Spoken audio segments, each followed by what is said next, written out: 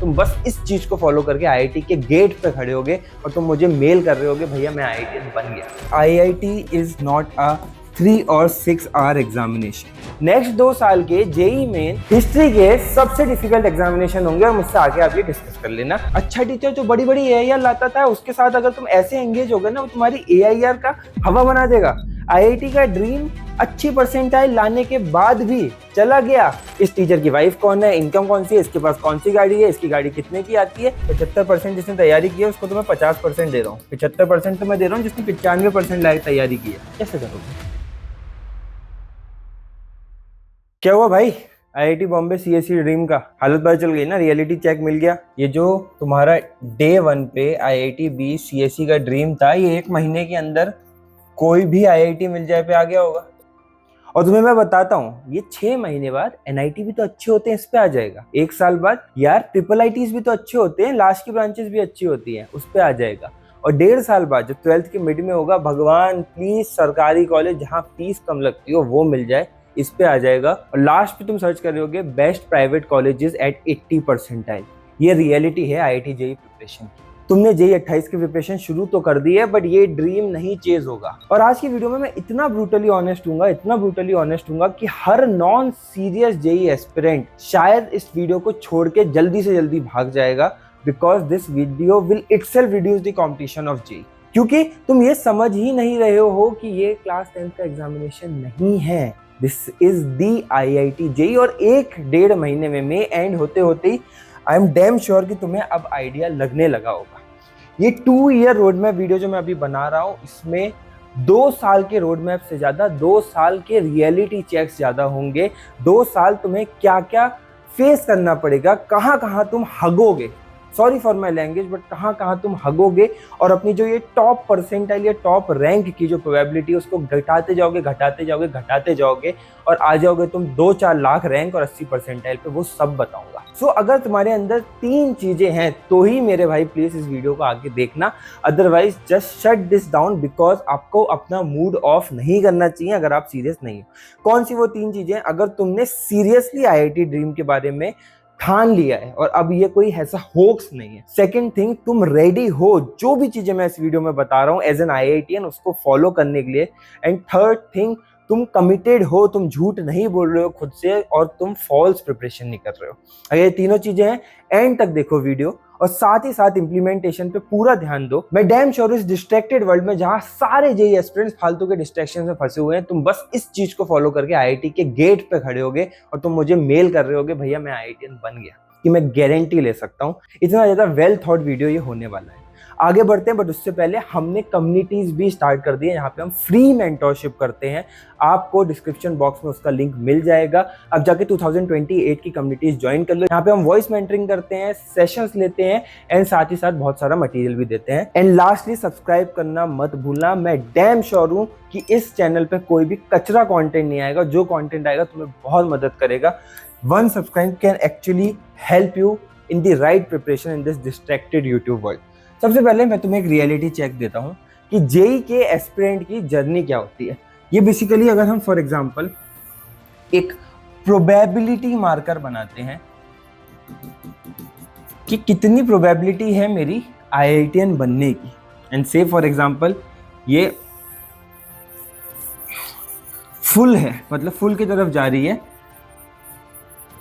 ये ऐसे ऐसे रिड्यूस कैसे होती जाती है ये मैं आपको बताता हूँ। जैसे ही आपने बैकलॉग्स डेवलप करना शुरू कर दिए, फॉर एग्जांपल काइनेमेटिक्स का बैकलॉग हो गया, मोल कॉन्सेप्ट का बैकलॉग हो गया, किसी और चैप्टर का बैकलॉग हो गया, प्रैक्टिस का बैकलॉग हो गया, ये प्रोबेबिलिटी रिड्यूस होने लगती है। जो आप ये ऑलमोस्ट 100% प्रोबेबिलिटी की तरफ थी, ये इतनी प्रोबेबिलिटी आधी हो गई। जैसे ही आपने आपके रूटीन को कॉम्प्रोमाइज किया, आपने प्रैक्टिस को कॉम्प्रोमाइज किया, टेस्ट मिस किए, ये प्रोबेबिलिटी और रिड्यूस होने लगती है।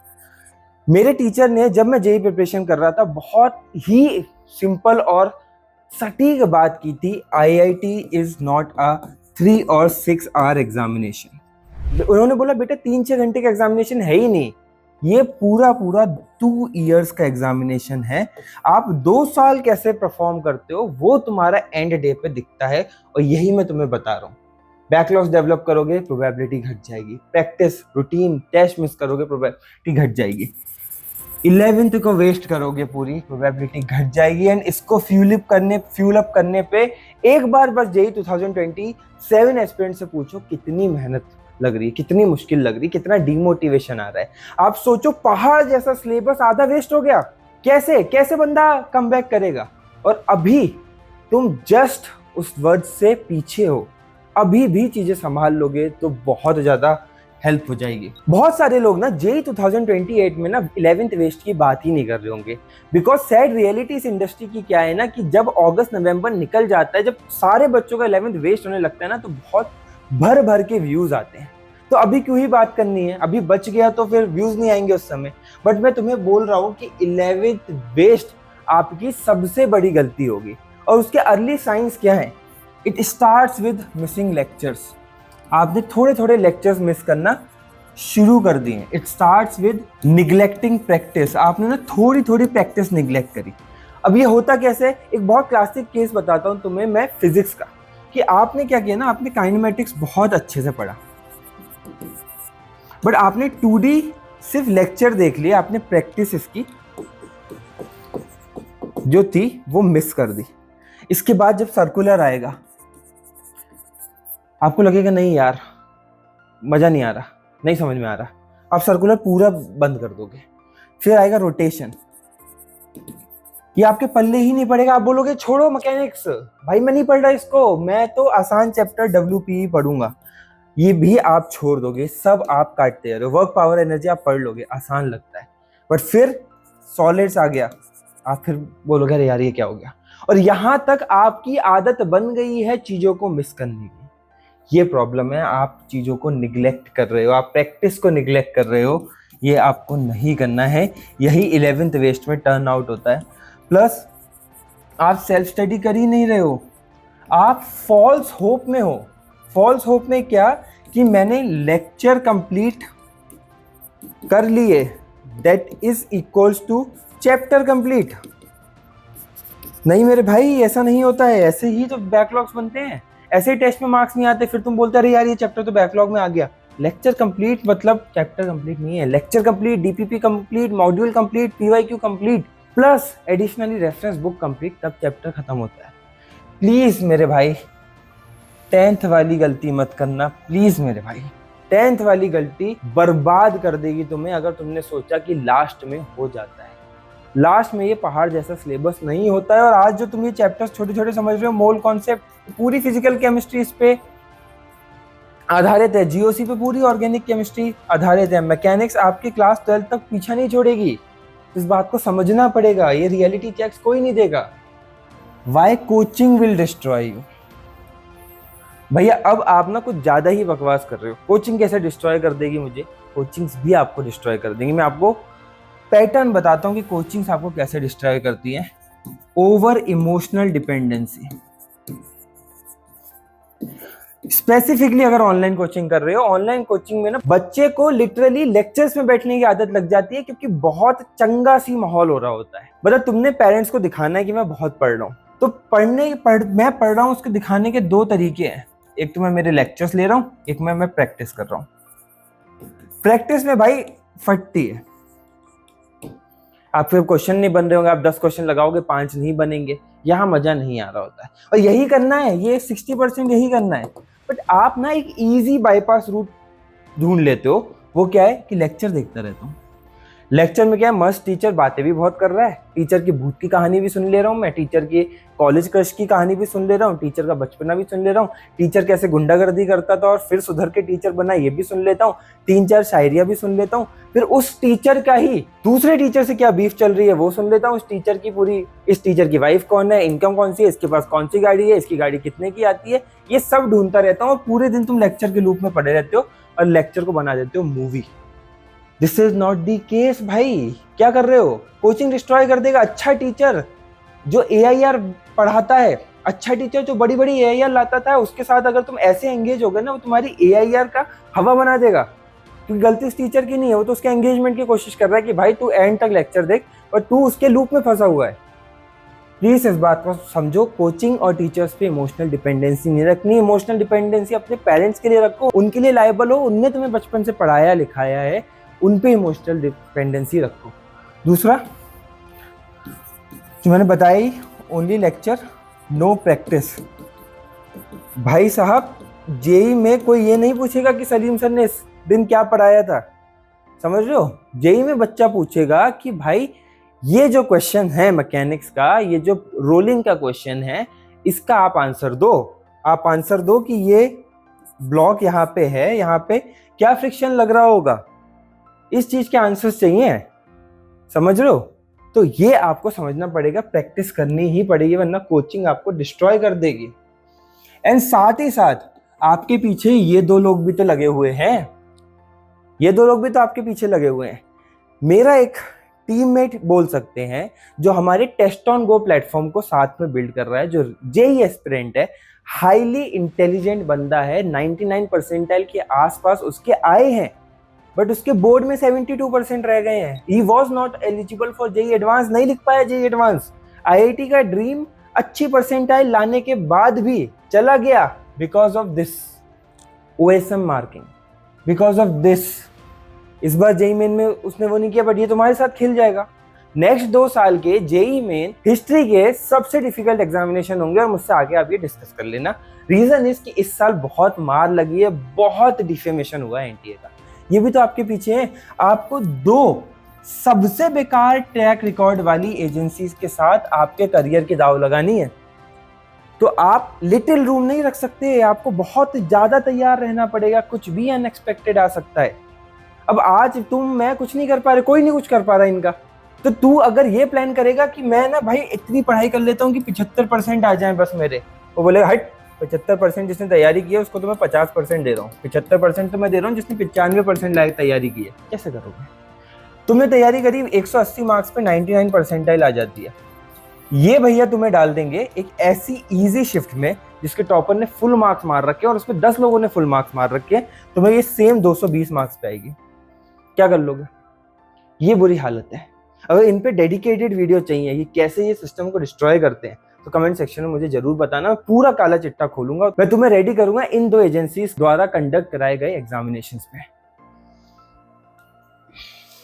एंड कंपटीशन रियलिटी, मतलब बहुत डिसहार्टनिंग लग रहा होगा कि यार मैं तो अच्छा खासा 10th का बच्चा था, ये मैं किस चीज में फंस गया, कि मैं जहां पढ़ रहा हूँ वहां दिक्कतें हो सकती हैं, जो एग्जाम दूंगा उसको जो कंडक्ट कराता है वहां दिक्कत हो सकती है, प्लस नंबर ऑफ स्टूडेंट्स। आपका जेई 18 से 20 लाख एस्पिरेंट्स के बीच में होगा, इससे कम की तो गुंजाइश ही नहीं है। आप सोच रहे हो 99 परसेंटाइल पे 18,000 रैंक आएगी, अच्छी एनआईटी भी नहीं मिलेगी, जो आज से 3-5 साल पहले मिल जाती थी सीएसई के साथ। बहुत इंक्रीजिंग कंपटीशन है। प्लस जो दूसरी रियलिटी है कि सबके पास अब एसेस है अच्छी एजुकेशन का, because of online and affordability. तो आप एक्टिव जो बच्चे सीरियस हैं, 9-10 लाख बच्चों के साथ डील कर रहे हो, ये कोई मजाक नहीं है। इस प्रिपरेशन में इतने सारे बच्चों को बीट करना हवाबाजी में नहीं हो पाएगा। What to do? सॉल्यूशंस बहुत सिंपल हैं, इतने सारी प्रॉब्लम्स के बाद भी ना सॉल्यूशंस बहुत सिंपल हैं, बट इम्प्लीमेंटेशन और डिसिप्लिन बहुत डिफिकल्ट है। आज के टाइम पे 11th क्लास के स्टूडेंट्स आपको आपके बेसिक्स बहुत बिल्ड करने हैं। आपको ये नहीं सोचना है कि मैंने काइनेमेटिक्स का लेक्चर्स कर लिया, क्वेश्चंस लगा लिए। Basics of kinematics, basics of 2D motion, how the problems are solved, ये सब चीज़ों पे फोकस करना पड़ेगा। मैं आपको PCM में बता भी दूँ कि कौन से चैप्टर्स आपको बेसिक्स में कवर करने हैं। आपको यहाँ की जो बेसिक मैथ्स होती है इसको अच्छे से करना है, आपको काइनेमेटिक्स अच्छे से करना है, आपको सर्कुलर बहुत अच्छे से करना है, आगे चल के WP आएगा, ये बहुत अच्छे से करना है आपको। इसी में NLM, Newton's law of motion, बहुत इंपॉर्टेंट है, वो भी अच्छे से करना है। केमिस्ट्री में 3 ही चैप्टर हैं जो बहुत बेसिक हैं, मोल कॉन्सेप्ट, आपका GOC और आपका बॉन्डिंग, ये आपको बहुत अच्छे से करना है। एंड मैथमेटिक्स में आपका क्वाड्रेटिक हो गया, आपका लॉग बहुत ज़्यादा यूज होगा जब आप लिमिट्स करेंगे, जब आप 12th के क्वेश्चंस बनाएंगे, प्लस आपका ट्रिग्नो, प्लस आपकी जियोमेट्री, ये सब बहुत इंपॉर्टेंट चैप्टर्स हैं, इनके बेसिक्स बिल्ड करने पड़ेंगे, वरना 11th 12th दोनों बर्बाद हो जाएगा। और साथ ही साथ आपको मटेरियल में प्लीज़ ये बकवास नहीं करनी है कि मेरे पास जितना ज़्यादा मटेरियल उतनी अच्छी मेरी रैंक। आपके पास जितना ज़्यादा मटेरियल उतनी बड़ी आपकी रैंक, ये रियलिटी है। आपको मटेरियल के लिए मैं सीधे सीधे हमेशा मैं बोलता हूँ MPR का फॉर्मूला यूज़ करना है। 1 module, 1 PYQ resource and 1 reference book. इसके अलावा नहीं भटकना है। मॉड्यूल मोस्टली आप अपनी कोचिंग का करो। अगर कंफ्यूजन है, हमने मॉड्यूल पे वीडियो बना रखी है। PYQ कोई भी एक पब्लिशर की PYQ की बुक उठा लो, सिर्फ उस पर ही स्टिक रहो। PYQ हमारे प्लेटफॉर्म टेस्ट ऑन गो पे भी आएंगे, तो आप उसको भी चेकआउट कर सकते हो। R for reference book, multiple नहीं रखनी, ब्लैक बुक भी रख ली है मैंने सिंगेज भी रख ली है, मैंने अरियंत भी रख ली है। पागल हो जाओगे सबसे थोड़े थोड़े क्वेश्चन करके। पता चला तीनों बुक के सबसे बेसिक लेवल क्वेश्चन कर लिए और लग रहा है कि भाई मैं तो IIT की तैयारी करने लग गया, या मैं JEE एडवांस के लायक हो गया क्योंकि मैंने बहुत क्वेश्चन लगा लिए, 3 रेफरेंस बुक लगा ली। ऐसा नहीं होता लाला, लास्ट तक लगानी होती है। तो एक रेफरेंस बुक, MPR, तीनों के एक एक रिसोर्स ही आपको रखने हैं। प्लस लास्टली जो मैं सबसे ज्यादा बोलता हूँ, डिसिप्लिन प्लस कंसिस्टेंसी। भाई साहब एज एन IITian बता रहा हूं, सिर्फ और सिर्फ डिसिप्लिन एंड कंसिस्टेंसी से, जिस दिन आपका स्कूल हो 4 घंटे की सेल्फ स्टडी, जिस दिन आपकी छुट्टी है 8 घंटे की सेल्फ स्टडी करते रहो, कुछ भी प्रॉब्लम नहीं आएगी, कुछ भी वीडियोस की जरूरत नहीं पड़ेगी, सब आपका सॉर्टेड रहेगा। सिर्फ इतनी सी चीज है। तो अब आई थिंक आपको एक आइडिया लग गया होगा, एक ब्रूटल ऑनेस्ट रिव्यू मिल गया होगा। इस चैनल पे हम हमेशा फोकस यही करते हैं कि बिल्कुल ऑथेंटिक बात करें। व्यूज आए नहीं आए हमें फर्क नहीं पड़ता, हमारा एम है maximum percentage selection of the viewers of this channel. Content अच्छा लगता हो सब्सक्राइब कर लेना। मिलते हैं अगली वीडियो में। Till then keep working hard and communities join करना मत भूलना।